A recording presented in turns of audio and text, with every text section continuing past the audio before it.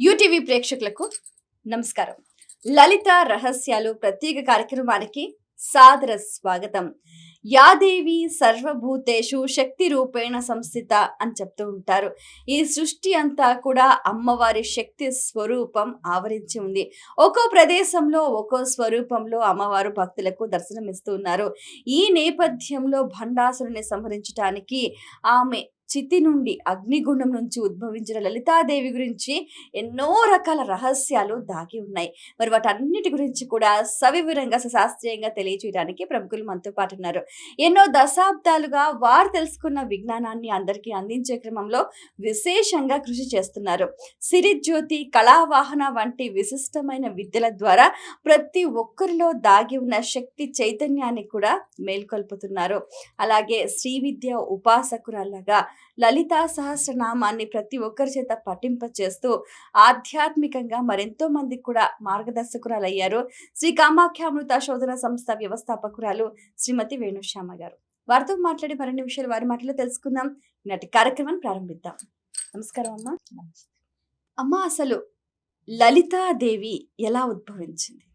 లలితాదేవి ఉద్భవం బండాసురుణ్ణి చంపడానికి అని చెప్పేసి మనం వింటున్నాం. అసలు లలితాదేవి చిదగ్ని కుండంలోంచి ఉద్భవించిన చిత్ ప్లస్ అగ్ని, అంటే నిజమైన అగ్ని ఏదైతే ఉందో, చిత్ అంటే ఏంటి, మనం చితాభస్మం అని కూడా అంటాం. నిజమేముంది అంటే అదే ఫైనల్గా, అంటే వైరాగ్యం అన్న అదే చివరి దశ ఏదైతే ఉందో. ఎందుకు అని అంటే మీరు ఎక్కడైనా వింటే నార్మల్గా పీపుల్ ఎవరైనా అంటే పూజ ఎందుకు చేస్తారు అంటే బతకడం కోసం చేస్తారు అంటారు. అంటే ఇది కావాలి అది కావాలి తినడానికి ఏదో కావాలి అని చెప్పేసి కోరికలతో చేస్తారు. కానీ ఉపాసకుడు ఎప్పుడు ఎలా చేస్తాడట అంటే చావడం కోసం చేస్తాడట. అంటే ఎప్పుడు నువ్వు నన్ను ఎప్పుడు తీసుకెళ్తావమ్మా, నేను రెడీగా ఉన్నాను, నాకు మోక్షాన్ని ప్రసాదించు అని చేసేవాడిని ఉపాసకుడు అంటారు. అంటే ఆ నిజాన్ని ఎవరైతే తెలియచేస్తారో అది లలితా పరమేశ్వరి. పైగా ప్రతి జీవితానికి నిజం ఒకటి ఉంటుంది. ఆ నిజం ఏమిటి అంటే మన కన్న అమ్మ. ఎందుకంటే అంటారు, నేను ఆ పొట్టలో వచ్చాను అన్నది ఒక్కటే జీవితానికి నిజం. మిగతావన్నీ ఏవైతే ఉన్నాయో అన్ని నమ్మకాలే. ఈ నిజం ఎప్పుడు ఏంటంటే ఈ నమ్మకాలను నిజంగా చూపిస్తుంది. అంటే నిజమని అర్థమయ్యేటట్టు చేస్తుంది. అంటే అంత గొప్ప నిజం ఏదైతే ఉందో అదే చిత్ అగ్ని. అందుకని చిదగ్ని కుండం నుంచి ఆ అమ్మవారు. మళ్ళీ ఇక్కడ ఇంకొక అర్థం కూడా ఉంది. బండాసురుడు అంటే ఎవరు అని ఒకసారి చూస్తే మన్మధుడిని, అంటే పార్వతీ పరమేశ్వర్లు పెళ్ళి అవ్వాలన్నప్పుడు మన్మధుడు ఎప్పుడైతే మోహన్ బాణం వేస్తాడో శివుడికి కోపం వచ్చి ఆయన మూడో కన్ను తెరుస్తాడు. ఆ అగ్నిలో మన్మధుడు ఏమవుతాడు అంటే బూడిదైపోతాడు. ఆ బూడిదలోంచి వచ్చిన మన్మధుడి యొక్క తమోగుణ రూపమే బండాసురుడు. అంటే మన్మధుడు ఏమిటి అని అంటే నార్మల్గా చాలామంది మన్మధుడు అంటే కామానికి చిహ్నం కింద చూస్తాం. కానీ మన్మధుడు అంటే మన్మధుడు ఏంటి అంటే శ్రీ విద్యా ఉపాసనలో ఋషి కింద ఆయన చాలా గొప్పగా, అందులో శ్రీ విద్యా ఉపాసనలో గొప్ప భక్తుల్లో మన్మధుడిని ప్రథమంగా చూపిస్తారు. ఎందువల్ల అంటే మన్మధుడు మనకి ఏం చేస్తాడు అని అంటే మనందరికీ బోల్డన్ని కోరికలు ఉంటాయి. ఏమిటి అంటే ఇది కావాలి అది కావాలి అది కావాలి అన్నీ ఎందుకు కావాల్సి వస్తున్నాయో చెప్తాడు మన్మధుడు. ఏమిటి అంటే ఇవన్నీ నీవి కాదు, అందువల్లే నువ్వు కన్ఫ్యూజ్ అయిపోతున్నావు. అంటే ఇక్కడ అర్థం కాదు ఏంటి అంటే ఇవన్నీ నాకు ఎందుకు అవసరం అవుతున్నాయంటే నాకేం కావాలో నాకు తెలియదు కాబట్టి. మనకేం కావాలో మనకు అర్థమయ్యేటట్టు చేసేది మన్మధుడైతే, ఆయన తమోగుణ రూపంలో వచ్చిన బండాసురుడు అంటే అర్థం ఏమిటి అంటే మందబుద్ధి అని అర్థం. మీకు అర్థమైందా? అంటే అమ్మవారు చంపింది అని చెప్తుంది, బండాసురుడిని చంపడానికి వచ్చింది అంటారు. అంటే మనలో ఉన్న మందబుద్ధి ఏదైతే ఉందో దాన్ని తీసేసి సూక్ష్మ బుద్ధి ఇవ్వడానికి. అందుకే చూడండి మీరు అక్కడికి వచ్చేసరికి ఫస్ట్ అమ్మవారు ఎవరిని పంపిస్తుంది బండాసురుడి మీద యుద్ధానికి అంటే ఇది ఎక్కడో లేదు, మళ్ళీ బండాసురుడు మన బుర్రలో ఉన్నాడు. ఫస్ట్ పంపించింది మూలాధార చక్రంలో ఉన్న గణపతిని మీరు చూస్తే. మహాగణేశ నిర్భిన్న విఘ్నయంత్ర ప్రహర్షిత అంటే అర్థం ఏమిటి అంటే మొదటగా బండాసురుడు మీదకి యుద్ధానికి ఎందుకు గణేశుడిని పంపింది అంటే మనలో ఉన్న మందబుద్ధిని తీసేసి సూక్ష్మ బుద్ధిని ఇవ్వడమే. గణపతి మనకి సూక్ష్మ బుద్ధిని ప్రసాదిస్తాడని మీ అందరికీ తెలుసున్నదే. అది చాలా చాలా రూఢి అయిన విషయం కూడా ఏంటంటే, గణపతికిను ఎవరు కుమారస్వామికిను శివయ్య ఏమంటారంటే గణాధిపత్యం ఇస్తానంటారు. ఇస్తాననగానే ఫస్ట్ కుమారస్వామి ఎలాగో ఆయనే గెలుస్తాడని ఆయనకి తెలుసు. అంటే నేనే గెలుస్తాను, ఇతను స్పీడ్‌గా వెళ్ళలేడు కదా! అన్న ఉద్దేశంతో అసలేం ఆలోచించకుండా ఫస్ట్ వెళ్ళిపోతాడు పవిత్ర నదుల్లో స్నానం చేయడానికి. కానీ ఎంత పరిగెట్టలేని గణపతి కూడా ఏంటి అంటే మనం ఒక టెస్ట్‌లో ఫెయిల్ అయిపోతాము అని మనకు అర్థమైంది అంటే వెంటనే ఏమవుతారు మామూలుగా? చాలా అలజడైపోయి, టెన్షన్ అయిపోయి ఏం చేయాలో తెలియక కోపం వచ్చేసి ఇవన్నీ వచ్చేస్తాయి. కానీ గణపతి అలా చేయలేదు మీరు చూస్తే. ఏం చేస్తాడు? అక్కడ నుంచుంటాడట. అదేమిటి నాయనా నువ్వు నెమ్మదిగా వెళ్తావు. పైగా ఈయనకున్న వాహనం ఏమో ఎలక, అది ఇంకొంచెం స్లోగా వెళ్తుంది. ఎందుకంటే ఎలక మీద ఏనుగు ఎక్కితే ఎంత స్పీడ్‌గా వెళ్తుంది? వెళ్ళదు కదా! అలా వెళ్ళని పరిస్థితుల్లో నువ్విక్కడెందుకున్నావు అని అడిగినప్పుడు శివుడికి చెప్తాడట. ఏమిటి అనంటే, తండ్రి నేనెప్పుడో శాస్త్రంలో ఒకసారి చదువుకున్నాను. అంటే చూడండి ఎంత సూక్ష్మ బుద్ధి ఉంటే బుర్ర అంత స్పీడ్‌గా ఆలోచిస్తుంది. నారాయణ మంత్రాలు కొన్ని వేల కోట్ల సార్లు చదవడం కంటే, భూమి చుట్టూ 21 సార్లు ప్రదక్షిణ చేయడం కంటే, సకల పవిత్ర నదుల్లో స్నానం చేయడం కంటే, తల్లి, తండ్రి చుట్టూ 3 సార్లు ప్రదక్షిణ చేస్తే సరిపోతుందని శాస్త్రవచనం విన్నాను. అది దీనికి వర్కౌట్ అవుతుందా అని అడుగుతాడట. అడిగితే అసలు ఆయన తెలివితేటలకి శివుడు అబ్బురపడిపోయి ఏం చేస్తారట గణాధిపత్యం ఇచ్చేస్తారు. ఈ లోపల ఆ స్టోరీలోనే మీకు తెలుసు. ఎక్కడ కుమారస్వామి స్థానానికి వెళ్తున్నా గణపతి స్నానం చేసి బయటకొస్తున్నట్టు అంటే తల్లి, తండ్రి ఇచ్చిన వరం అలాంటిది. అక్కడ చూస్తే అంత సూక్ష్మ బుద్ధి ఉంది బండాసురుడికి. అంటే ఈ మందబుద్ధి మీద ఆ సూక్ష్మ బుద్ధిని ఏం చేసింది ఫస్టు? బాణం కింద వదిలింది. వదిలితే వీడి బుద్ధి కొంచెం పనిచేయడం మొదలుపెడుతోంది. ఎందుకంటే పూర్తిగా తమోగుణంలో ఉన్నప్పుడు మనకి ఎవరేమిచ్చినా సరే మనం దాన్నెలా తీసుకోం? సవ్యంగా తీసుకోం. వక్రంగా తీసుకుంటాం. ఆ వక్ర బుద్ధి ఏదైతే ఉందో దాన్ని కొంచెం ఇటువైపు మలుద్దాం అనుకుంది. అనుకుంటే ఆయన విన్నాడా? వినలేదు. అప్పుడు రెండోసారి తీసుకొచ్చింది. పద్మనాభ సహోదరి అన్నారు కదా! అందుకని ఏం చేసిందిట? కరాంగుళి నకోత్పన్న నారాయణ దశాకృతిః. అంటే ఆవిడ చేతి వేళ్ళ నుంచి వచ్చి దశాకృతి అంటే ఏంటి? దశ అవతారాలు. ఈ దశావతారాల అర్థం ఏమిటంటే విష్ణువు. అంటే మీరు తెలుసు విష్ణు మాయా విలాసిని. ఎప్పుడు మాయ అన్నది ఎవరిస్తూ ఉంటారు? అమ్మవారు. వీళ్ళలో ఉన్న మందబుద్ధిని సూక్ష్మ బుద్ధి కింద మారిస్తే మన చుట్టూ బోల్డన్ని మాయలున్నాయి. ఆ మాయలన్నీ పోవడానికి మత్స్య కూర్మ వరాహ నారసింహ కలికి అవతారం వరకు ఉన్న ఏ 10 అవతారాలున్నాయో ఆ 10 అవతారాలు ఏం చేస్తాయంటే అష్టదిక్కులు కింద నుంచి పైనుంచి అంటే ప కింద, పైన మనకి ఎన్ని లోకాలున్నాయి? కింద 7, పైన 7 లోకాలు. ఎటు నుంచి కూడా మనం మాయలో పడకుండా మననెవరు కాపాడుతున్నారు అంటే విష్ణుమూర్తి. అందుకే ఆయన మనకేమయ్యారు? మామయ్య అయ్యారు. ఎందుకు అనంటే మన అమ్మ ఒక్క తమ్ముడు, అన్నయ్య. అందుకే పద్మనాభ సహోదరి అన్నారు కదా! కాబట్టి ఆయన ఏం చేశాడట చుట్టూ మనని రక్షిస్తూ ఏం చేశాడు అనంటే ఏ మాయలోనూ పడకుండా ముందుకు తీసుకువెళ్తున్నాడు. ఇలా తీసుకువెళ్తున్న మనకి ఏమిటి అంటే ఇప్పుడు సూక్ష్మ బుద్ధి పనిచేస్తోంది. కానీ ఆ బుద్ధి నిజమో కాదో మనకు తెలియాలి. నిజం ఏమిటి? జ్ఞానం ఇక్కడ. బుద్ధి పనిచేసినప్పుడు మనం ఏం చేస్తాం చూడండి మీరు తెలివైన వాళ్ళని చూస్తారు. ఆ తెలివైన వాళ్ళు ఏమిటి అంటే వాళ్ళ తెలివితేటలను ఏం చేస్తూ ఉంటారు? ఇప్పుడు సపోజ్ ఏంటి జీనియస్‌లు అంటారు, ఇంటెలిజెంట్లు అంటారు. మన ఇంగ్లీష్‌లోకి వచ్చేసరికి. జీనియస్ అంటే ఎవరు అంటే జ్ఞాని అని అర్థం. ఇంటెలిజెంట్ అంటే ఎవరు అంటే లోకజ్ఞాని అని అర్థం. లోకజ్ఞానికి, జ్ఞానికి ఏంటి డిఫరెన్సు అనంటే లోకజ్ఞాని ఏం చేస్తాడట అంటే మనం 10థ్ క్లాస్ పరీక్ష రాసేసి ఇంటర్‌లోకొచ్చినాక మన తమ్ముడో, చెల్లో 10థ్ రాస్తూ ఉంటారట. ఈ లోకజ్ఞాని ఏం చేస్తాడట అంటే 10థ్ ఎగ్జామ్ ఎలా రాయాలో చెప్తూ ఉంటాడట వీడు ఇంటర్ అయిపోతూ ఉంటే. అంటే ఆల్రెడీ రాసేసిన దాన్ని వీడేం చేస్తూ ఉంటాడు? ఎలా రాయాలి అని చెప్తాడు. ఎందుకంటే వీడు ఆల్రెడీ రాసిన అనుభవం ఉంది. కానీ జ్ఞాని అలా కాదుట. వాడు రాస్తున్నప్పుడే ఏదైతే రాసేసిన తర్వాత వస్తుందో ఆ అనుభవాన్ని సంపాదించేవాడిని జ్ఞాని అంటారు. ఇక్కడికొచ్చేసరికి అంటే ఆ జ్ఞానం మనకి రావాలి. అంటే సిట్యుయేషన్‌లో మనం దాన్ని ఎలా టాకిల్ చేయాలి అన్నది తెలుసుకునే జ్ఞానం. అది ఒకే ఒక్క దగ్గర ఉంటుంది. అది ఎవరు అంటే పరమశివుడి దగ్గర. అందుకనే అమ్మవారు ఏం చేసింది? కామేశ్వరాస్త్ర నిర్దగ్ధ సబండాసుర శూన్యక. ఆ బండాసురుడిలో ఉన్న మందబుద్ధిని పూర్తిగా ఏం చేసింది? శూన్యం చేసేసి వాడికి పూర్తి జ్ఞానాన్ని, అంటే మన బుర్రకి జ్ఞానాన్ని ఇవ్వడం. అది బండాసురుడి వధ అంటే ఏమిటి అంటే, అజ్ఞానంలో ఉన్న మనని స్లోగా, అంటే ఫస్ట్ గణేశుడి చేత సూక్ష్మ బుద్ధి, తర్వాత విష్ణువు చేత మాయలు తొలగించి ఫైనల్గా ఆవిడ భర్త అయిన శివుడి అయితే మన ఏం చేసింది అంటే, ఆ శివుళ్ళ అంటే ఆయన దగ్గర ఉన్న జ్ఞానాన్ని, శివుడు అంటే గురువు, ఆ గురువు తండ్రి, ఆ తండ్రి గురువు ఏం చేస్తాడంటే మనలో పూర్తి జ్ఞానాన్ని ప్రవేశపెడతాడు. అదే లలితాదేవి అసలు ఉద్భవానికి నిజమైంది ఏమిటి అంటే, మనలో ఉన్న అజ్ఞానం అనే మందబుద్ధిని తీసేసి జ్ఞానాన్ని, పూర్తి జ్ఞానాన్ని, అంటే ఆ పశుపతిత్వాన్ని మనకి ప్రసాదించడమే లలితాదేవి యొక్క ఆవిర్భావానికి ముఖ్య కారణం. అమ్మ, లలితాదేవి కూర్చున్న ఆసనం గురించి చెప్పండి. అంటే శివుణ్ణే ఆసనంగా చేసుకొని కూర్చుంటుంది. 4 కోళ్ళు, అయితే బ్రహ్మాది దేవతలు, గణపతి అందరూ కూడా అలా చుట్టూగా ఉంటారనమాట. అంటే పక్కగా ఉండాలి కదా, మరి అలా ఉండడంలో ఉన్న ఆంతర్యం ఏంటి? పంచప్రేత సనాసేన పంచబ్రహ్మ స్వరూపిణి.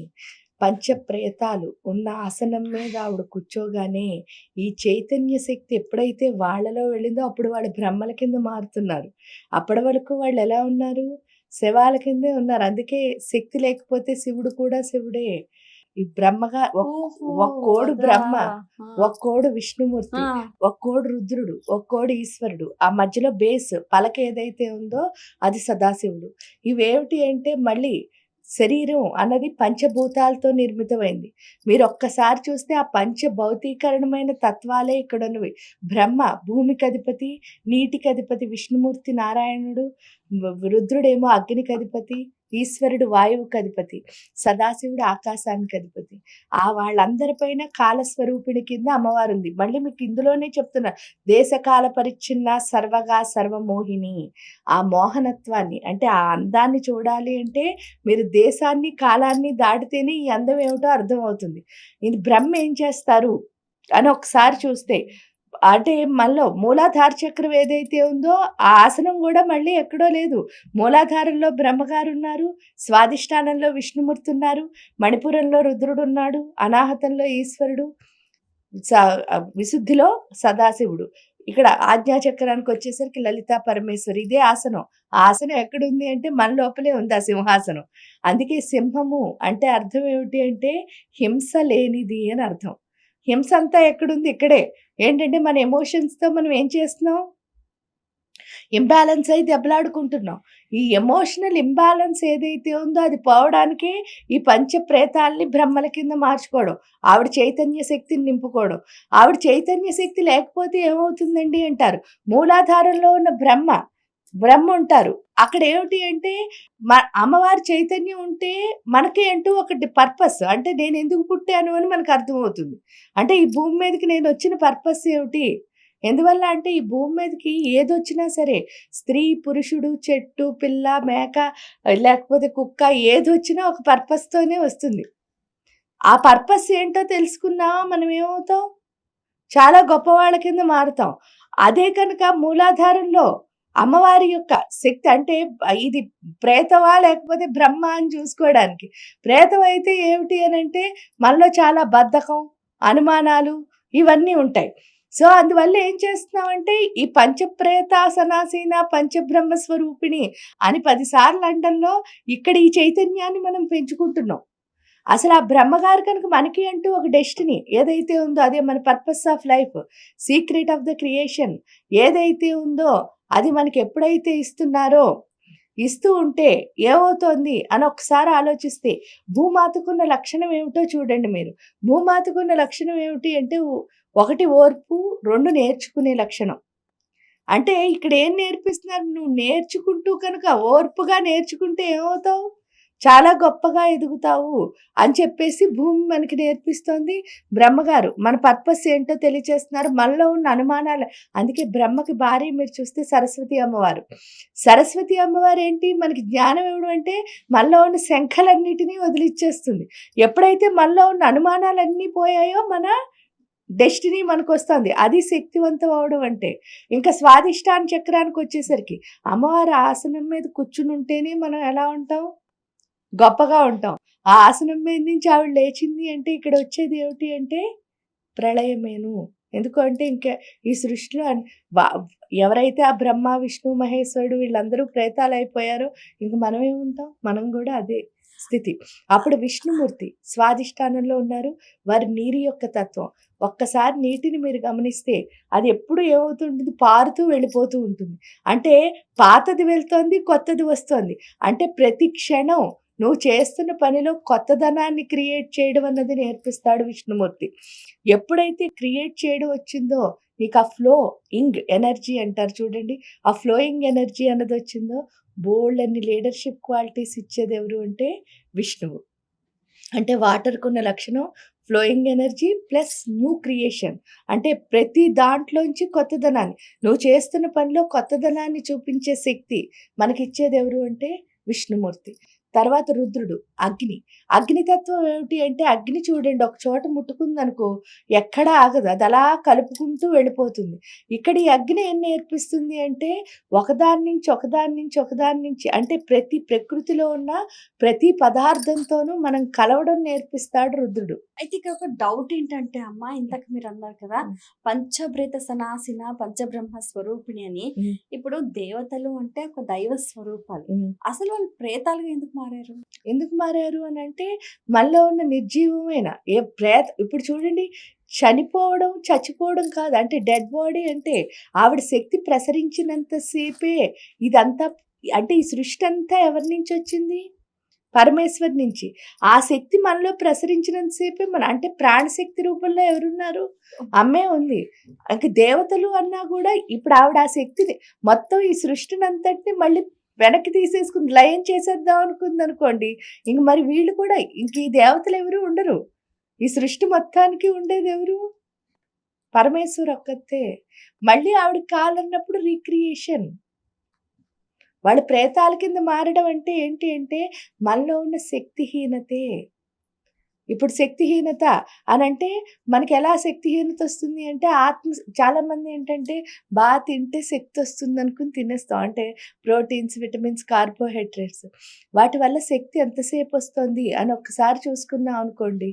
ఖచ్చితంగా చూసుకుంటే ఏమవుతుంది అనంటే మీరు ఇప్పుడు తిన్నారనుకో ఒక 2, 3 గంటల్లో మళ్ళీ ఏమేస్తుంది? మళ్ళీ ఆకలేస్తోంది. అంటే మీకు దీనివల్ల శక్తొస్తే మళ్ళీ ఆకలేస్తుందా? పడుక్కుంటే అనుకుంటారు వాళ్ళు. కానీ ఎంత ఎక్కువ సేపు పడుకుంటాం అంత మళ్ళీ ఏమొస్తుంది? నిద్రే వస్తుంది. అంటే ఫ్రెష్ అవ్వటంలే.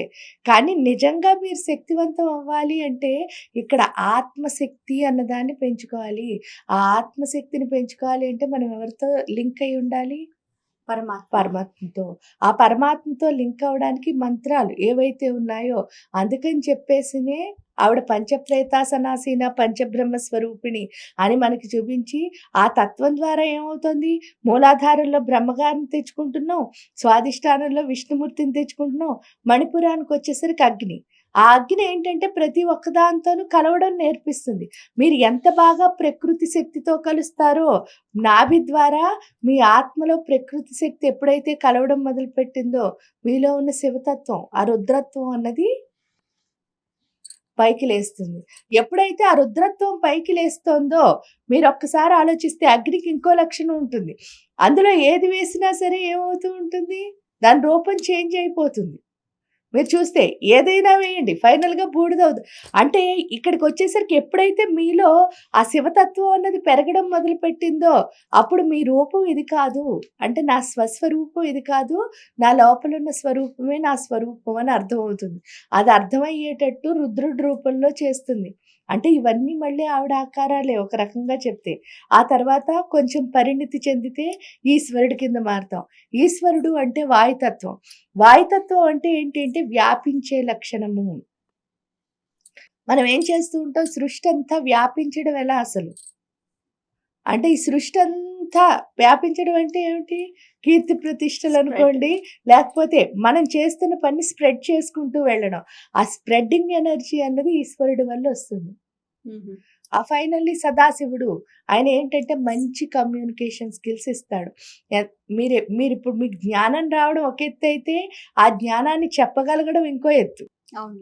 ఎందుకంటే ఆ జ్ఞానాన్ని అంటే చాలా మంది చూడండి ఒక జ్ఞానం చెప్పాలనుకో దానికి బోల్డన్ని టెక్నాలజీ అంతా వాడితే మనలాంటి మామూలు మనుషులకు అర్థం అవ్వదు. మనం చెప్పి ప్రతి కమ్యూనికేషన్ ఎలా ఉండాలి? చాలా సింపుల్‌గా అందరికీ అర్థమయ్యేటట్టు ఉండాలి. ఆ సింప్లిసిటీ అర్థమయ్యే స్థితి ఎవరిస్తారు అంటే మన లోపల ఆకాశ తత్వంలో ఉన్న సదాశివుడు. ఎందుకు ఆకాశం అంటే శూన్యం అంటారు కదా!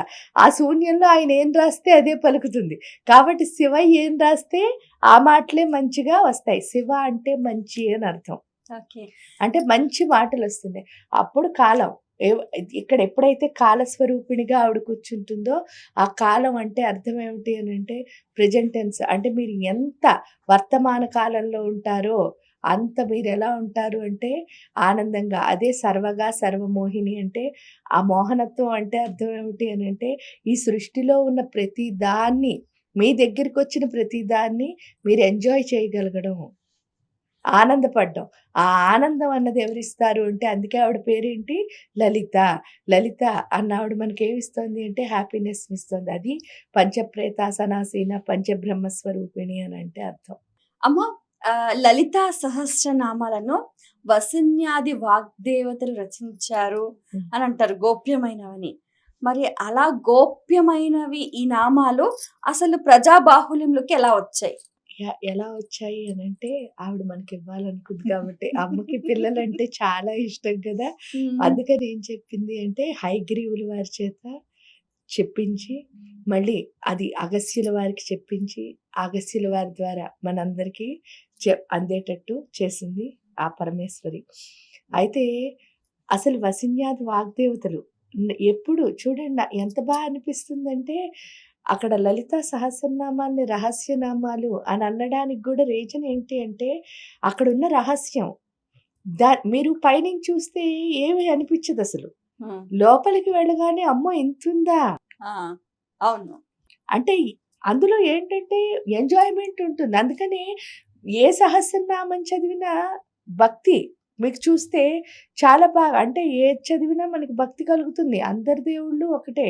కానీ లలితా సహస్రనామం మాత్రం వచ్చేసటికి ఏమవుతుంది అంటే, మనం చదవడం మొదలుపెట్టినప్పటి నుంచి చాలా ఏంటో మన లోపల ఒక ఉత్సాహం హుషారుగా అంటే హ్మ్. అప్పుడే అయిపోయిందా అన్నట్టు చదువుతాం అనమాట. ఆ ఉత్సాహం ఏదైతే ఉందో అందులో పెట్టిన ఆ శృంగార రసం అంటే, ఆ శృంగారం ఏదైతే ఉందో దానివల్లే మనకేమవుతుంది అనంటే, అది చదవగానే హ్యాపీ వచ్చేస్తూ ఉంటుందనమాట. అందువల్ల ఏమిటి అనంటే, అవి రహస్యనామాలు అని చెప్పడానికి కూడా కారణం, పైనుంచి చూస్తే ఒకలాగా, అందులో లేనిదేదీ లేదు. ఈ సృష్టిలో ఉన్న ప్రతి ఒక్క విద్య అనుకోండి, హ్మ్. లేదా ఏ శాస్త్రమైనా అనుకోండి, ఇక్కడ క్రియేట్ చేసిన ఏ క్రియేషన్ అయినా అనుకోండి, ఈవెన్ నా వరకు అంటే పూర్తిగా అనిపిస్తుంది. ఈ అష్టాదశ శక్తి పీఠాలు కూడా ఎక్కడెక్కడ ఎలా ఏర్పడతాయి అన్నది అందులో ఉంది. హుహు. ఎలా చూడండి దాక్షాయణి, దైత్యహంత్రి, హ్మ్. కామాక్షి, కామదాయిని, విశ్వమాత, జగద్ధాత్రి ఇలా మీరు అంటే ఒక ఒక ఇప్పుడు చూడండి డైరెక్ట్‌గా విశాలాక్షి అని కనిపించింది. ఈడ హ్మ్. కామాక్షి అని కనిపించింది. దాక్షాయణి అని కనిపించింది. ఆ కనిపించినవి మీరేంటి అంటే ఓహ్! వీళ్ళ గురించి చెప్పారు అని. కానీ అలా కూడా కాదు. మీరెక్కడికి వెళ్ళినా సరే ప్రతి శక్తి పీఠం గురించి అక్కడుంది. హ్మ్. పైగా ఇక్కడ చూడండి దాక్షాయని అదొక్కటి మనం చెప్పుకుంటే చాలు. దాక్షాయని, దైత్యహంత్రి, దక్షయజ్ఞ వినాశిని. దక్షయజ్ఞాన్ని ఎందుకు ఆవిడ వినాశిని అంటే చెడగొట్టింది. దక్షుడు చేస్తున్న యజ్ఞాన్ని అంటే దైత్యహంత్రి. దైత్యులెవరు? రాక్షసులు.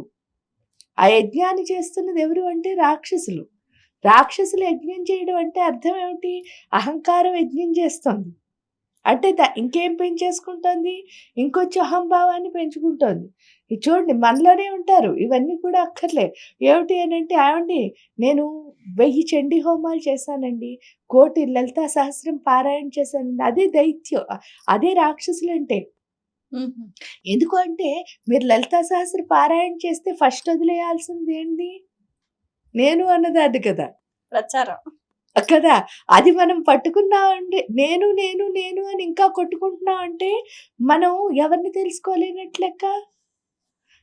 లలిత చదివామంటే మనం ఎవరిలా మారాలని అర్థం? అమ్మవార్ల అమ్మవారిలా మారాలని. ఆ అమ్మవారిలా మారాలని మనం అనుకోక్కర్లేదు నిజం చెప్తే. ఎందుకంటే అది చదివితేనే చాలు మనలో ఆ మార్పొచ్చేటట్టు అక్కడ ఎవరు పెట్టారు అంటే వసిన్యాది వాగ్దేవతలు. ఎందుకంటే అక్కడున్న 183 శ్లోకాలు మీరు చూస్తే.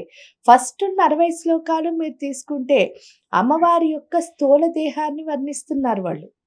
స్థూల దేహాన్ని వర్ణించడం అంటే ఏంటి అంటే, "నువ్వింత అందంగా ఉన్నాయమ్మా, నీ కాళ్ళు ఇంత అందం, కళ్ళింత" అది కాదు చెప్పింది వాళ్ళు. అక్కడ వాళ్ళు పోల్చిన ప్రతి పోలిక ఏదైతే ఉందో ఉపమానం అంటారు మీరు చూస్తే. అంటే గ్రామర్‌లో.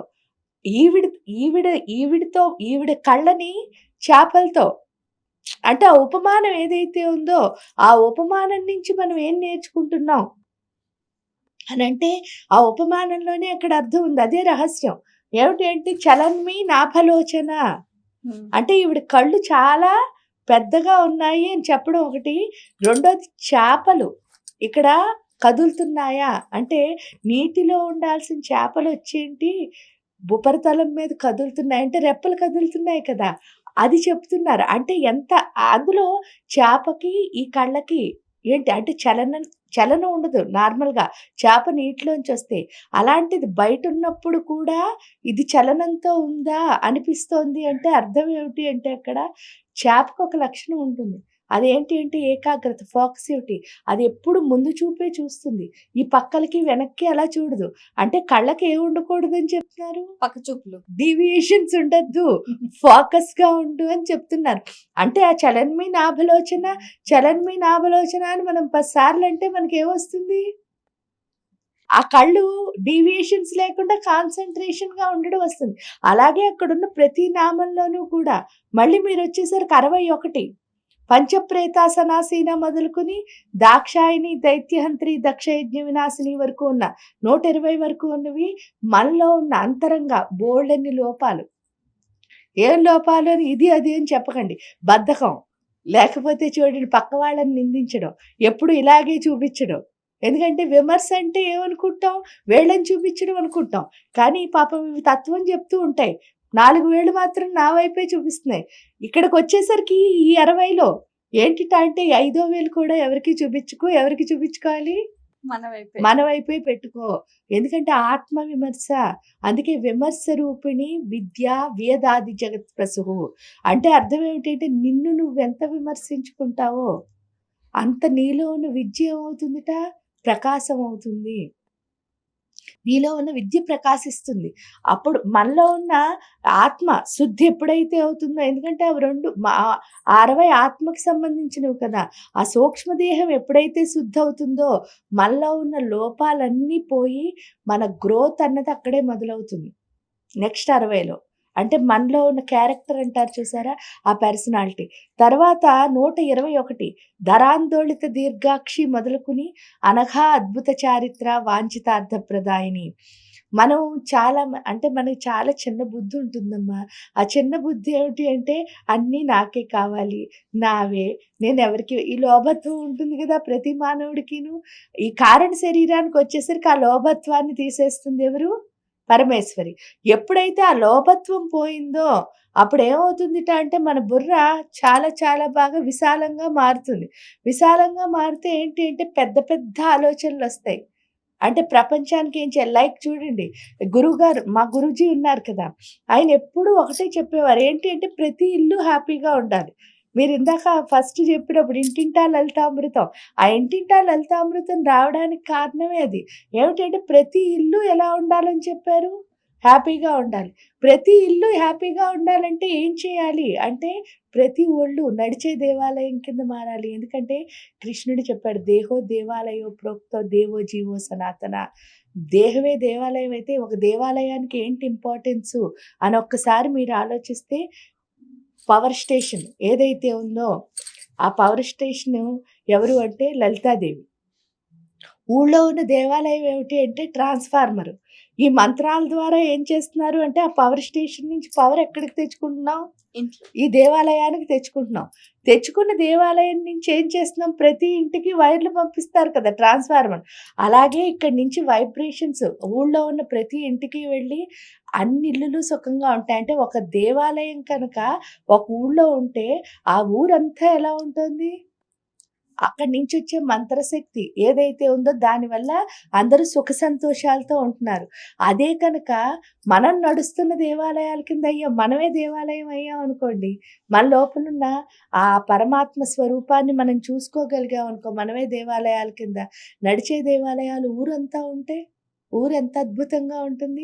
అందుకే లాస్ట్ నామం చూడండి, వాళ్ళేంటంటే నీ ఆలోచన, ఆ దృష్టి దృక్పథం, ఆ వక్ర బుద్ధిని తీసేసి మంచి బుద్ధిని ఎప్పుడైతే పెడతావో అప్పుడేమవుతుంది అంటే నీకు పెద్ద పెద్ద ఆలోచనలొచ్చి నువ్వేం చేస్తావుట అంటే అనఘా అద్భుత చారిత్ర వాంఛితార్థప్రదాయిని. అంటే అద్భుత చరిత్రలు సృష్టించబడతాయి. పెద్దవాళ్ళకే అలాంటి ఆలోచనలొస్తాయి. అవొస్తేనే మనకి ఇంటింటా లలితామృతాలు అలాంటివొస్తాయి.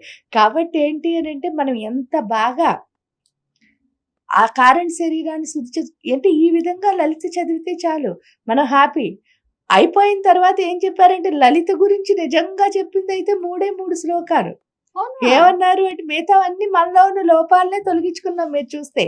1-180 వరకు 60 ఏమో స్థూల దేహాన్ని, ఇంకో 60 ఏమో సూక్ష్మ దేహాన్ని, ఇంకో 60 ఏమో కారణ దేహాన్ని శుద్ధి చేశాయి. ఇంకా లాస్ట్‌లో ఉన్న 3 ఏమిటి అంటే ఆవిడని చూడాలి నిజంగా అంటే ఏం చేయాలండి అంటే అభ్యాసాతిశయజ్ఞాత షడద్వాతీత రూపిణి. ప్రతి క్షణం అభ్యాసం. ఆవిడ గురించి తెలుసుకుంటూ ఉండడమే. నేర్చుకో, నేర్చుకో, నేర్చుకో అని చెప్తున్నారు. నేర్చుకుంటే ఏమవుతుందండి? ఏమవుతుందండి అంటే అవ్యాజ కరుణామూర్తి రజ్ఞానధ్వాంత దీపిక. ఆవిడ గురించి తెలుసుకుందామని నువ్వు ఎప్పుడైతే వెళ్తావో ఆవిడ ఏం చేస్తుందిట? అవ్యాజ కరుణ, చాలా కరుణట.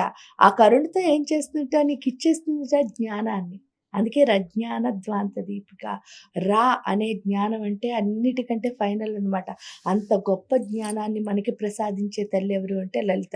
అయ్యేసరికి అమ్మో అంత జ్ఞానాన్ని ప్రసాదిస్తుందా ఈవిడ, ఎలా ఉంటుంది అంటే అక్కడ చెప్పారు ఆబాల గోప విదిత సర్వానుల్లంఘ్య శాసన.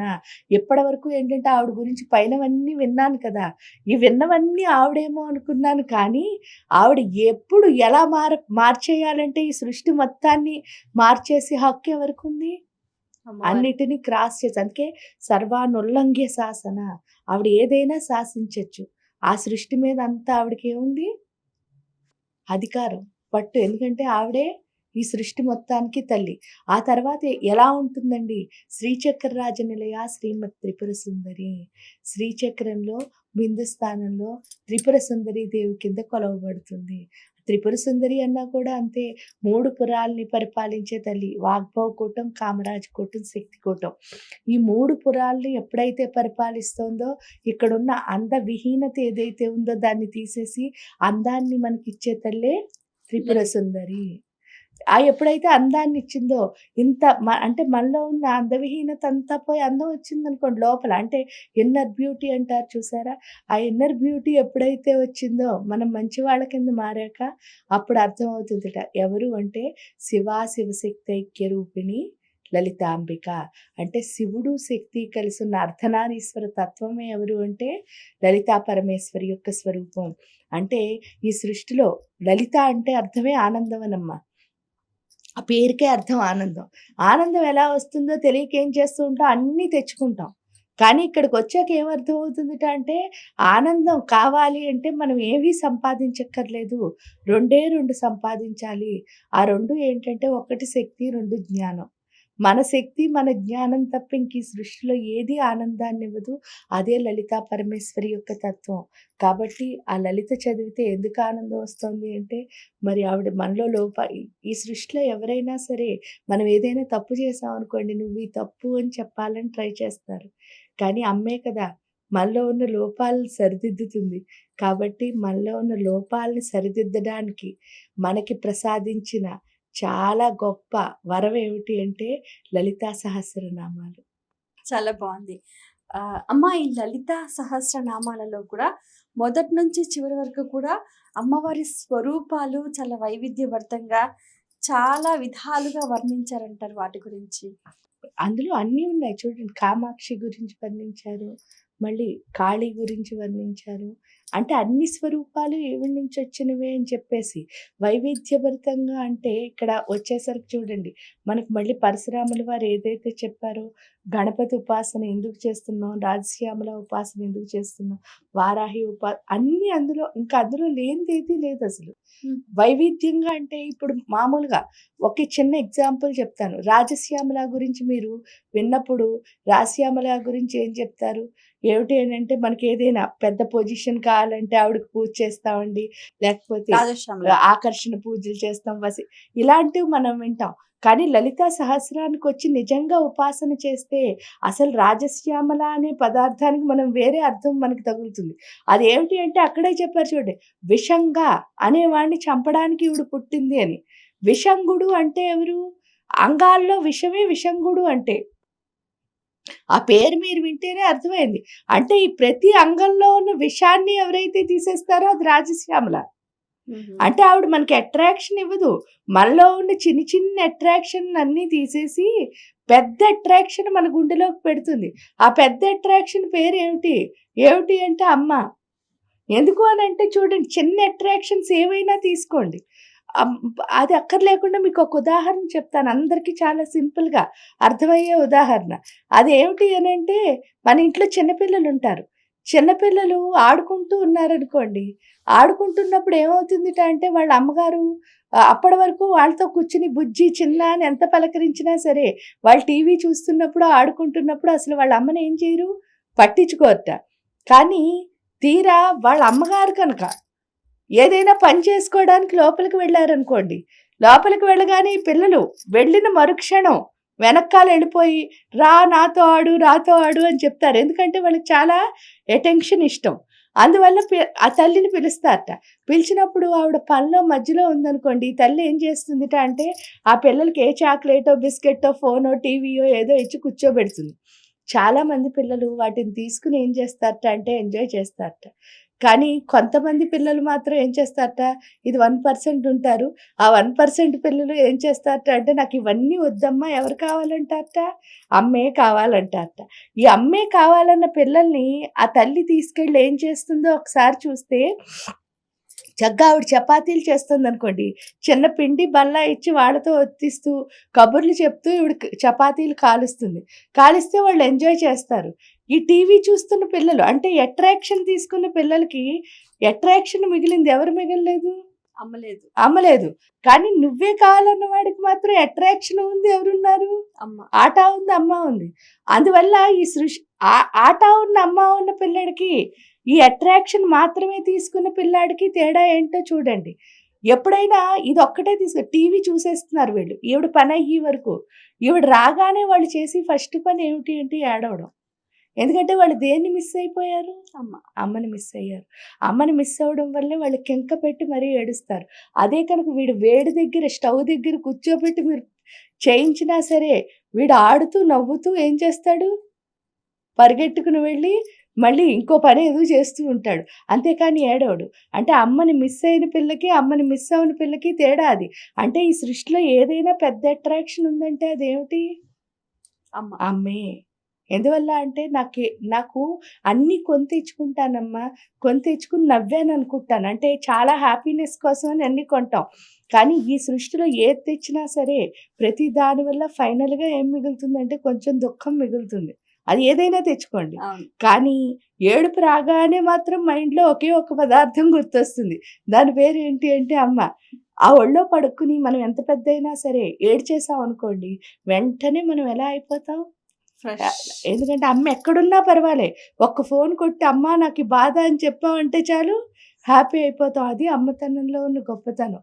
కాబట్టి ఆ పరమేశ్వరి కనుక మనతో ఉందనుకో, మనం ఎప్పుడు ఎలా ఉంటాం? ఆనందంగా ఉంటాం. కానీ మనం ఏం చేస్తున్నాం అంటే ఇది కావాలి అది కావాలి అని తెచ్చుకుంటున్నాం. పాపం ఇస్తుంది, ఇచ్చిన ప్రతిసారి హ్యాపీ అయ్యాం అనుకుంటాం. కానీ దానివల్ల ఏమొస్తుంది? పిల్లల్లా అమ్మ లేకపోవడం వల్ల ఏడుపు వస్తుంది. అది మనకు అర్థమయ్యేటట్టు ఎవరు చెప్తారో అదే రాజశ్యామల. అందుకే అనాహతాబ్జనిలయ శ్యామాభావదనత్వయ. అర్థమైందా? లలితా సహస్రం చదివితే ఈ విద్యల గురించి తెలియడం ఒక్కటే కాదమ్మా, మనకి బోలెడన్ని రోగనిరోధక శక్తి అన్నీ వస్తాయి. ఎందుకు అంటే మీరు చూడండి, విశుద్ధి చక్రం నుంచి మొదలుపెట్టారు. విశుద్ధి చక్రలో ఏముంది, రక్తవర్ణ అంటే రక్తధాతువుని శుద్ధి చేస్తారు. 7కొచ్చేసరికి అనాహతాబ్జనలయ శ్యామాభావదనద్వయ అంటే మొత్తం 7 చక్రాల్లో 7 ధాతువుల్ని మనం శుద్ధి చేసుకుని లాస్ట్‌కి శుక్రధాతువు. ఓకే. శుక్లవర్ణ షడానన అని చెప్పి మొత్తం అన్ని ధాతువులు ఎప్పుడైతే శుద్ధవుతాయో ఈ దేహం అన్నది ఏమవుతుంది, పవిత్రం. దృఢంగా మారుతుంది. ఎంత దృఢంగా మారితే మనకంత దృఢ సంకల్పం ఉండి మనం అనుకున్నవన్నీ చేస్తాం. అంటే నాట్ ఓన్లీ అంటే ఆధ్యాత్మికంగా చాలా, కానీ శారీరకంగా కూడా మనం అంతే స్ట్రాంగ్‌గా. ఎందుకంటే అంత స్ట్రాంగ్‌గా లేకపోతే మన మైండ్ పూర్తి ఫోకస్‌గా ఉండదు. అందువల్ల లలితా సహస్రంలో లేని విద్య లేదు. మీరు ఆయుర్వేదం కావాలన్నా అందులో ఉంటుంది, లేకపోతే శ్యామా విద్య కావాలన్నా ఉంటుంది. అందుకని ఇంత వైవిధ్యంగా అంటే విభిన్నమైన బోలెడన్ని కలిసి ఒకటిగా ఉన్నదే లలితా సహస్రనామం నిజం చెప్తే. అందులో అక్కడ కూడా ఉంది చూడండి, ఒక్కొక్క శ్లోకం మనకు అర్థం చెప్పుకున్నప్పుడు ఏమవుతుంది అంటే, ఇది ఎలా ఉంటుంది, మీకు గ్రేప్స్ ఉంటాయి. మీకు బాగా అర్థమయ్యేటట్టంటే, ఆ గ్రేప్స్ గుత్తికి చూడండి, ఒక్కొక్క గ్రేపు ఉంటుంది. అంటే ఒకటే గుత్తి దానికి బోలెడన్ని గ్రేప్స్ ఉంటాయి.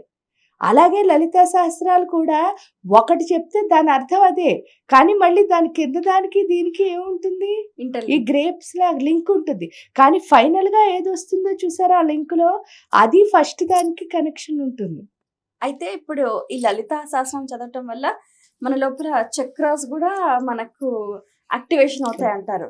యాక్టివేట్ అవ్వడమే కాదు, అందులో ఇంకోటి కూడా ఆ 7 చక్రాల గురించి చెప్పిన దాంట్లో మనకెవరైతే కడుపుతో ఉన్న స్త్రీలు ఉంటారు కదా, అది ఎంతో పవిత్రం.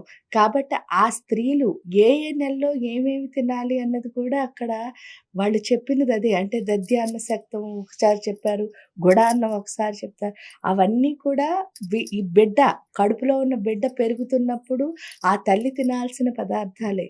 ఓహ్! అద్భుత. అంత మంచిది లలితా సహస్రం. అంటే ఏమని తినడం, తినకపోవడం పక్కన పెడితే అది చదివితే చాలు ఆ శక్తులన్నీ ఎవరి లోపలికొస్తాయి. ఎందుకంటే మాటే మంత్రం. ప్రతి అక్షరం గూడా మంత్రమేను. అందులో మన అక్షరాలన్నీ మంత్రాలే. కాబట్టి అందుకే మాట చాలా చాలా చాలా పొదుపుగా మాట్లాడాలి అని చెప్పడానికి కారణం. అంత పొదుపైన మాట ఎందుకంటే లలితాదేవి దగ్గరికి నిజంగా చేరాలి అంటే మన మాటలో అంత కరుణరసం అంటే అంత మృదుత్వం అన్నది రావాలట. అందుకని ఫస్ట్ అంటే శ్రీ విద్యా ఉపాసనలో నవావరణార్చనలో ఫస్టు వసిన్యాది వాగ్దేవతల్ని తెచ్చిన తర్వాతే మనం పూజ మొదలుపెడతాం. ఎందుకు వసిన్యాది వాగ్దేవతలను తేవడం అంటే మన పరాపశ్యంతి, మధ్యమా, వైఖరి ఈ 4 వాక్కుల్ని వాడు మార్చి, ఎందుకంటే అమ్మ దగ్గరికెళ్ళేసరికి మనం మంచిగా మాట్లాడే వాళ్ళ కింద ఉండాలి. ఆ మాట మారితేనే మనం ముందుకు వెళ్తాం. అంటే ఫస్ట్ అసలు ఉపాసనలో మారాల్సిందే మాట. అది కూడా లలితా సహస్రమే. లలితా సహస్రనామాల్లో దశమహా విద్యల గురించి కూడా ఉందా? లలితా సహస్రనామాల్లో లేని విద్య లేదు నిజం చెప్తే. ఎందుకు అంటే ఒక రకంగా చెప్పినప్పుడు ఈ సృష్టి అంతా ఆవిడ నుంచే వచ్చింది కాబట్టి ఆవిడ నుంచి ఉంది, అందులో ఉన్నది. ఇక్కడ దశమహావిద్యలు అంటే కూడా మళ్ళీ 10 మహావిద్యలు అవి కూడా ఉద్భవించింది పార్వతీ అమ్మవారి నుంచే. కాబట్టి అవన్నీ ఒక్కటే. ఇంకా లేని ప్రస్తావన అన్నది అక్కడ లేదు. హుహు. ఎందువల్ల అనంటే ఆవిడ లేకుండా ఇంక త్రిపుర భైరవి, చిన్నమస్త, ధూమావతి అన్నీ ఇంకా లేనిదేది లేదసలు. హుహు. ఎందువల్ల అనంటే ఆ లలితా సహస్రంలో లేని విజ్ఞానం అన్నది మీరు ఇంక బయట ఎక్కడా చూడలేరు. హుహు. అంటే మీ ఆయుర్వేద శాస్త్రం, జ్యోతిష్ శాస్త్రం ఏదైనా సరే అందులోనే ఉంది. ఎందుకంటే తారాకాంతి తిరస్కారి నాసాభరణ తిథి మండల పూజిత అన్నీ ఇంకా అంటే అందులో లేని శాస్త్రం ఏమైనా ఉందా అంటే మనం చెప్పడానికి అసలు నోటితో రానంతలా. అంటే వసిన్యాది వాగ్దేవతలు సరస్వతి అమ్మవారితో పక్కనే ఉండి చక్కగా ఆవిడకి చాలా దగ్గరగా ఉండి, ఎందుకంటే వాళ్ళున్నది 7వ ఆవరణ, 8, 9 అంటే ఇచ్చా జ్ఞానశక్తులంతే. ఫైనల్‌గా ఎవరున్నారు అంటే లలిత అమ్మ. అంటే చాలా దగ్గరగా ఉండడం వల్ల ఆవిడని పూర్తిగా అనుభవించి వాళ్ళు రాసిందే లలితా సహస్రనామం. ఆ అనుభవించడం వల్లే అంత అందంగా, ఎందుకంటే ఎప్పుడైతే మన అనుభవాన్ని మనం చెప్తామో అది ఎంజాయ్‌మెంట్ అవుతుంది. ఆ ఎంజాయ్మెంట్ అన్నది వాళ్ళలో కనిపించింది కాబట్టే మనం చదివితే మనకు అంత ఆనందం కలుగుతుందనమాట. అది ఎలా అంటే చూడండి, కడుపులో బిడ్డ పెరగడం మొదలు పెడుతుంది 9 నెలలు. ఈ బిడ్డ తిరుగుతూ ఉన్నప్పుడు తల్లి చాలా ఆనందపడిపోతుంది. అసలు లోపలున్నది మగబిడ్డో, ఆడబిడ్డో తెలీదు. లోపలున్నది అంటే కుంటిదో, గుడ్డిదో, మెల్లదో తెలీదు. నల్లగా ఉందో, తెల్లగా ఉందో తెలీదు. ఈవిడకి నచ్చినట్టు ఉంటుందో, ఉండదో తెలీదు. ఏదైనా సరే ఆ బిడ్డ కడుపులో పడినప్పటి నుంచి ఆ బిడ్డని ఎంజాయ్ చేసేది ఎవరు అంటే చాలా చాలా చాలా గొప్పగా తల్లే. అంటే మనం ఎలా ఉంటామో తెలియకుండా. అంత ఎంజాయ్‌మెంట్‌తో ఏంటి అంటే ఇది ఏడో నెల తర్వాత ఈ బిడ్డ ఇలా తిరుగుతూ ఉంటే ఆవిడ ఆనందపడడమే కాకుండా కనిపించిన అందరికీ చెప్తూ ఉంటుంది. అంటే తిరుగుతోంది, ఇది చేస్తోంది, అండ్ అంత ఎంజాయ్‌మెంట్ ఎందుకొచ్చిందంటే లోపలున్న బిడ్డ కూడా అంతే ఆనందంగా ఉన్నది. అదే విధ అందువల్లే ఆ లలితా సహస్రనాన్ని వాళ్ళు అంత అనుభవిస్తూ ఆనందంగా రాయడం వల్ల మనం కూడా అంతే బాగా అనుభవిస్తూ ఆనందంగా చదువుకోగలుగుతున్నాం. కాబట్టి ఆ ఆనందాన్ని మనకు పూర్తిగా ఉండాలి అంటే నేను చదువుతున్నాను, ఇది లలితాదేవి కోసము అని ఇలాంటివన్నీ వదిలేసి మన కోసం కనుక మనం అనుభవిస్తూ చదివితే తప్పకుండా మనం ఎవరి కింద మారిపోతాం అంటే లలితమ్మలా మారిపోతాం. ఆ మారడం ఒక్కటే ఈ ఉపాసనకి ముఖ్యం. ఎందుకు అంటే ఆవిడలా మారితే చాలు. ఇప్పుడు ఏదైతే మీరు చెప్తున్నారో ఈ దశమహావిద్యలనుకోవచ్చు, లేదా ఈ అష్టాదశ శక్తి పీఠాలనుకోవచ్చు, లేదా సప్త ధాతువులనుకోవచ్చు, లేదా ఇంకా ఏ దేవతలైనా అనుకోవచ్చు, ఏ విజ్ఞానమైనా అనుకోవచ్చు. ఆ వైవిధ్యాలన్నీ ఎవరిలో కనిపిస్తాయి అంటే మన లోపలికి వచ్చి తీరుతాయి. అదొచ్చేటట్టు చేసుకోవడమే లలితా సహస్రం అంటే. బావుంది. అమ్మ, ఈ లలితా సహస్రనామం ప్రారంభంలో కూడా అంగన్యాసం, కరన్యాసం అనేది ఉంటుంది కదా! మరి ప్రతి ఒక్కరు అవి చెయ్యాలంటారా? అంగన్యాస, కరన్యాసాలు అంటే ఏంటి అంటే చెయ్యాలా? రూలా అని అన్నారనుకోండి, ఏది రూల్ కాదిక్కడ. ఎందుకంటే అది విశ్వవ్యాపక చైతన్యం. ఆ చైతన్యానికి అప్పుడు ఏదనిపిస్తే అదే చేయడం. రూల్ అయితే కాదు. కానీ అంగన్యాస, కరన్యాసాలన్నవి ఎందుకు చేస్తాము? ఎందుకు చేస్తాము అంటే చూడండి, కరన్యాసం అంటే ఏంటి? ఇలా చేస్తున్నాం. ఏంటి అంగుష్టాభ్యాం నమః, తర్జనీయాభ్యాం ఇక్కడ ఈ వేళ్ళని ఏదైతే మనం ఇలా అంటున్నట్టు అనిపిస్తున్నా, ఈ మొత్తం అరచేతుల్లోనును, అరికాళ్ళల్లోనే మొత్తం బాడీ పార్ట్స్‌కన్నిటికి ఏముంటుంది? ఇంటర్లింక్ ఉంటుంది. ఇది ఎప్పుడైతే చేస్తున్నామో అవన్నీ ఏమవుతున్నాయి? యాక్టివేట్ అవుతున్నాయి. ఇంకా షడంగములు అంటారు. అవేంటి? హృదయాయ నమః, శిరసే స్వాహ, శిఖాయై వషట్, కవచాయ హుం, నేత్రత్రయాయ వషట్, అస్త్రాయ ఫట్. ఇదేమిటి అంటే హృదయాయ నమః. ఎప్పుడు హృదయం ఎలా ఉండాలి ఏదైనా పని చేయడానంటే? ఆత్మశుద్ధి లేని ఆచారం అన్నారు కదా! ఇక్కడ ఎప్పుడు శుద్ధి ఉండాలి. ఆ శుద్ధి ఉంటేనే మనం ఏం చేసినా సరే ఫలితం వస్తుంది. అందుకని హృదయాన్ని ఏం చేస్తుంది? శుద్ధి. ఇక్కడికొచ్చేసరికి పిచ్చి పిచ్చి ఆలోచనలతో అమ్మవారికి పూజ చేశామనుకోండి, మన ఆలోచన అంతా ఎవరి మీద ఉండాలి? పూజ మీద. అందుకని శిరసే స్వహ. ఇక్కడి నుంచి ఏంటి అంటే శిఖాయ వషట్.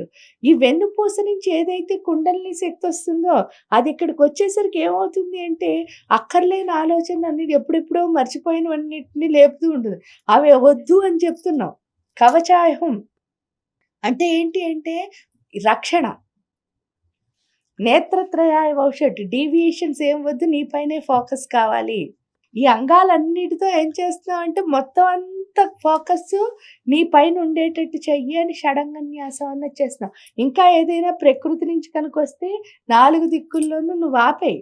అంటే నేనెప్పుడు ఈ ఈ 20 నిమిషాలో, అరగంటో ఎంత చదువుతాను? 40 నిమిషాలో. ఈ కాసేపు మాత్రం ఎవరి మీద ఏకాగ్రత ఉండాలని అడుగుతున్నావు? అమ్మవారు. అందుకని అంగన్యాసం, కరన్యాసం వల్ల ఏంటి అంటే మన దేహంలో ఉన్న అంగాలన్నిటిని యాక్టివేట్ చేసుకుంటున్నాం కరన్యాసం ద్వారా. అంగన్యాసం ద్వారా మన ఫోకస్ అటు ఇటు మారకుండా అంటే చంచలంగా ఉన్నదాన్ని స్థిరంగా పెట్టుకుని పూజ చేసుకుంటున్నాం. కాబట్టి ఇవి 2 చేస్తే మనకే మంచిది. చెయ్యకపోయినా ఏమవ్వదు. హ్యాపీగా లలితా సహస్రం చదువుకోవచ్చు. కానీ చెయ్యకపోతే ఏమైనా అవుతుందేమో అని లలిత మానేయక్కర్లేదు. చేస్తే మనకెంత మంచి జరుగుతుంది అన్నది మనకిప్పుడు అర్థమైంది. అసలు నిజంగా ఒక్క లలితా సహస్రనామంలో ఇన్ని విషయాలు ఉంటాయని తెలీదసలు. అయితే ఈ లలితా సహస్రనామం ఎప్పుడు, ఏ సమయంలో చదవాలమ్మా? సర్వకాల సర్వావస్థల యందును అమ్మని తలుచుకోవచ్చు. ఎప్పుడైనా. ఎందుకు అనంటే తల్లి, అమ్మ అని పిలవగానే మనకెవరైనా వెంటనే పలుకుతారు అదంటే అది మన అమ్మే. కాబట్టి ఆవిడని ఎప్పుడు పిలిచినా పర్వాలేదు. మీకు మనస్ఫూర్తిగా చదవాలి అన్నప్పుడు హాయిగా కూర్చొని చదువుకోవచ్చు. లలితా సహస్రనామం చదవటం వల్ల ఎటువంటి ఫలితాలుంటాయి? ఏ ఏ కోరికలు తీరుతాయి? లలితా సహస్రం చదవడం వల్ల ఆవిడ భోగమోక్షప్రదాయిని అని పిలుస్తారు. లలితా సహస్రం చదవడం వల్ల ఇది అవుతుంది, అది అవ్వదు అని లేదు. మనకి ఏ ఆనందం అంటే ఆ ఆనందాన్ని ప్రసాదించే తల్లి పరమేశ్వరి. కాబట్టి మనం కోరుకుంటే ఇహలోకంలో అంటే ఈ లోకంలో మనకు కావాల్సినవన్నీ ఆవిడిస్తుంది. పరలోకానికి వెళ్ళేసరికి మోక్షం అంటే ఏంటి అంటే ఫైనల్‌గా ఆవిడ దగ్గరికి తీసుకెళ్ళి ఆవిడ ఒళ్ళో కూర్చోబెట్టుకునేదే లలితా పరమేశ్వరి. ఈ కోరికలు తీరుతాయి, ఆ కోరికలు ఈ సృష్టి అందుకే కలియుగంలో ఈ ఈ టైంలో శ్రీ విద్యా ఉపాసన అన్నదాంతోనే దేవుణ్ణి చేరగలము అన్నది కూడా మనకి పెద్దలందరూ చెప్తున్నారు. దానికి కారణం ఏమిటి అంటే మనం పిలవగానే పలికి మనని తన ఒళ్ళో కూర్చోబెట్టుకోవడమే కాకుండా ఇక్కడ మళ్ళీ ఒక్కసారి ఆలోచించండి. మన పిల్లలు సుఖంగా ఉండాలనే కదా మనం ఏదైనా చేస్తాం. అలాగే ఆవిడ కూడా మనకి ఏం కావాలి అన్నది అమ్మకి అన్నీ తెలుసు. అసలు మనం ఏం అడగక్కర్లేదు కూడా. మనకు కావాల్సిన సదుపాయాలన్నీ ఎవరిస్తారు అంటే అమ్మ, అమ్మే ఇస్తుంది. లలితా సహస్రనామం ఇది ఒక్కరుగా చదివితే ఫలితం ఎలా ఉంటుంది? సామూహికంగా చదివితే ఎలా ఉంటుంది ఫలితం? ఏ పనైనా సరే ఐకమత్యంగా చేస్తే ఐకమత్యమే మహాబలం అని అన్నారు. ఎక్కువ మంది కూర్చొని చదివితే ఏమవుతుంది? ఇప్పుడు నేను ఒకదాన్నే చదివాను. ఆ ఒక్కసారి శక్తి వస్తుంది కదా! ఇప్పుడు ఒక 100 మందో, 10 మందో కూర్చొని చదివారు. అంటే 10x10 రెట్లు. అయ్యేసరికి ఏమవుతుంది? మనందరం కలిసిమెలిసి ఉండడం వల్ల అమ్మకి పిల్లలు కలిసి ఉండడమే ఇష్టం. ఎంత బాగా కలిసుంటామో అన్ని రెట్లు శక్తి. అంటే ఒక్కసారి చదివింది ఇప్పుడు 100 మంది కలిసి చదివారనుకో 100 సార్లు అంటే శతలలితా సహస్రం అయిపోతుంది. అంటే ఒకేసారి చదువుతున్నారు. కానీ 100 సార్లు చేసిన ఫలితాన్ని మాత్రం మీరు పొందగలుగుతున్నారు. కాబట్టి సామూహికము అన్నది ఎప్పుడూ గొప్పదే. అలా అని సామూహికం లేదు కదా అని మానేయక్కర్లేదు. ప్రతిరోజు మనం ఒంటరిగా చదువుకుంటూ సామూహికంగా కూడా చేసుకోవచ్చు. ఎప్పుడైనా సరే గ్రూప్ అన్నది మనకి ఎక్కువ బలాన్ని సమకూరుస్తుంది. చివరిగా లలితా సహస్రనామం గురించి మా ప్రేక్షకులకు మీరిచ్చే సందేశం. లలితా సహస్రనామం ఇది, అది అని చెప్పి బుర్రలో ఏమి ఆలోచనలు పెట్టుకోకుండా అమ్మ చెయ్యొచ్చా? చేయకూడదా? చేస్తే ఏమవుతుంది? తప్పులు చదువుతానేమో ఇలాంటి ఆలోచనలేమీ లేకుండా అమ్మకి మనస్ఫూర్తిగా నమస్కారం పెట్టుకుని ప్రతిరోజు ఏ ఇంట్లో అయితే లలితా సహస్ర పారాయణ అవుతుందో ఆ ఇల్లు ఎప్పుడు ఆనందంగా ఉండి తీరుతుంది. కాబట్టి ఈ ఇది చేయకపోతే అదేమవుతుందో ఇవన్నీ అనుకోకుండా ప్రశాంతంగా కూర్చొని ప్రతిరోజు ఒక్కసారి పారాయణ చేసుకోండి చాలు. మీ ఇల్లు ఆనందమయం అవ్వడమే కాకుండా అమ్మకి ఇంకొక లక్షణం కూడా ఉంది. పిల్లల్ని ఇంట్లో ఉన్న ప్రతి ఒక్కళ్ళు అంటే కలిపే లక్షణం. కాబట్టి ప్రకృతి మొత్తాన్ని మనతో ఎవరైతే కలుపుతారో అదే లలితా పరమేశ్వరి. మీకు ఒకవేళ చదవడం రాదు, తప్పులొస్తాయేమో అని అస్సలు భయపడొద్దు. ఎందుకంటే నడక రాని పిల్లలకి నడక నేర్పేదే అమ్మ. నడుస్తూ ఉంటేనే బలం వచ్చి మనం నడవడం నేర్చుకున్నాం కాళ్ళకి. అలాగే మనం ఎంత చదువుతామో స్లోగా మనం చదువుతున్న తప్పులు కూడా మనకు తెలియకుండా వాటంతటవే వెళ్ళిపోయేటట్టు చేస్తుంది పరమేశ్వరి. కాబట్టి మొదలుపెట్టడానికే భయపడుతూ మొదలుపెట్టకండి. హాయిగా ఆనందంగా అమ్మొళ్ళో కూర్చున్నాం అనుకుని చదువుకోండి. మీ అమ్మకైతే మీరు భయపడరు కదా! మన అందరి అమ్మల కంటే పెద్దమ్మ జగన్మాత. ఎందుకు అనంటే ఒకే చిన్నది. మీరు భయపడకుండా ఉండడానికి చెప్తున్నా. మీ అమ్మగారు ఎప్పుడైనా మీ చిన్నప్పుడు ఏదో ఫంక్షన్‌కెళ్ళొచ్చారనుకోండి, మీరు ఆడుకుంటూ, ఆడుకుంటూ మురుగుగుంటలో పడిపోయారనుకో, మీ అమ్మ అయ్యో! అని చెప్పి పరిగెట్టుకొచ్చి గట్టిగా హత్తుకుని మీ ఏడుపు ఆపుతారా? లేకపోతే అమ్మో! ఇంత మంచి బట్టలు కట్టుకున్నాను కాబట్టి ఫస్ట్ బట్టలు మార్చుకొనొచ్చి నిన్ను కౌగిలించుకుంటానని చెప్పి వెళ్తారా? ఒక్కసారి ఆలోచించండి. ఎందుకంటే ఆవిడ ఏ పరిస్థితుల్లో ఉన్నా సరే బిడ్డ ఏడుపుని ఆపడమే వాడి ముఖ్య ఉద్దేశం కింద వచ్చి ఫస్ట్ పిల్లని హత్తుకుంటుంది.